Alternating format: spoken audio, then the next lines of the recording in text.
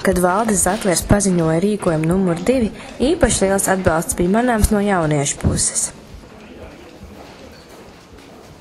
Vai tu piedalījies referendumā par Saeimas atlaišanu? Jā. Piedalījos. Jā.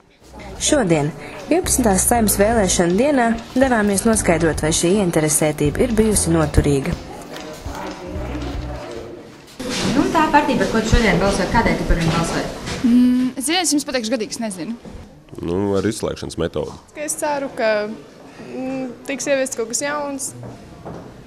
Es tomēr uzskatu, ka ir vajadzīgs kaut kādas pārmaiņas Latvijā un visu laiku grozās vienu un tie paši cilvēki.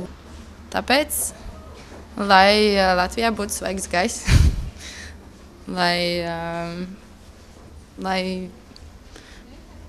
būtu jaunas idejas, jauni cilvēki.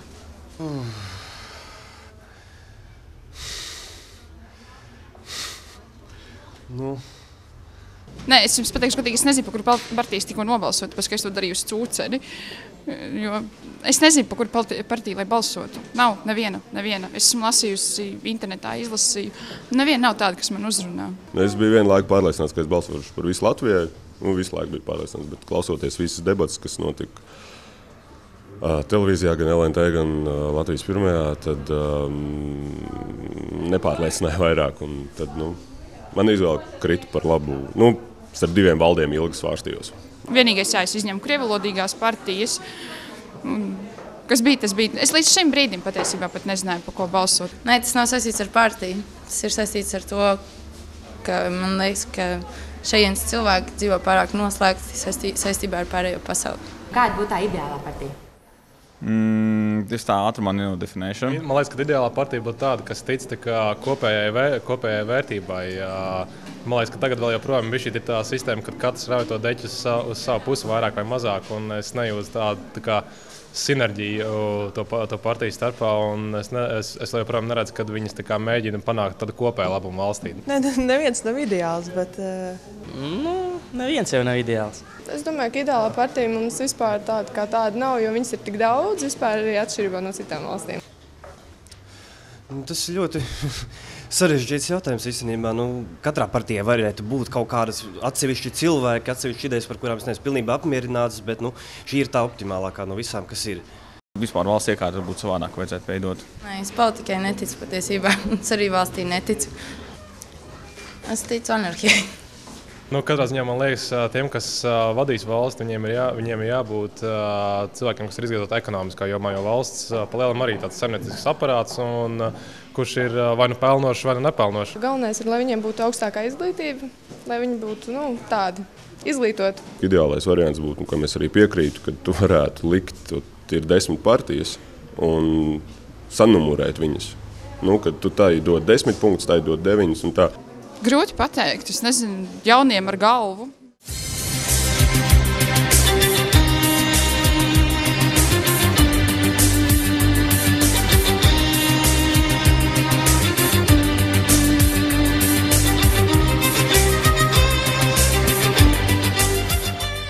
Lai uzzinātu, kādi ir iemesli šādai cilvēku neizlēmībai, devāmies pie partiju pārstāvjiem uzzināt viņu viedokli.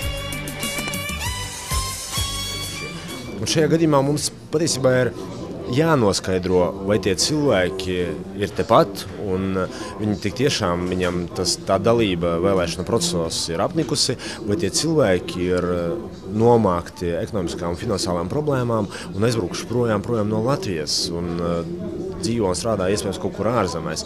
Un attiecīgi arī šajā gadījumā es domāju, ka vadoties no minētiem secinājumiem būs tad iespējams arī izvērtēt, cik lielā mērā tad arī veltīt savas pūles un arī resursus, lai minētus cilvēkus piesaistītu līdzdalībai politikā.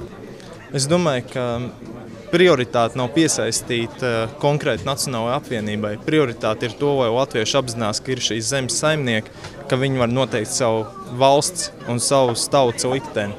Un tad arī vēlēšana aktivitāte būs gan augsta. Redziet, visiem tu mīļši nevar būt. Tu nevar uzrakstīt tādu programmu, kas apmierinātu visu Latviju. Mums ir vēl joprojām pietiekoši daudz diezgan līdzīgu partiju.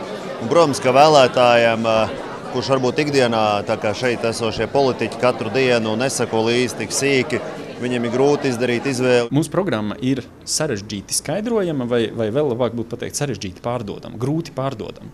Tāpēc, ka viņi ir realistiski. Kādu 10, 20 gadi un būs mums laimības zeme.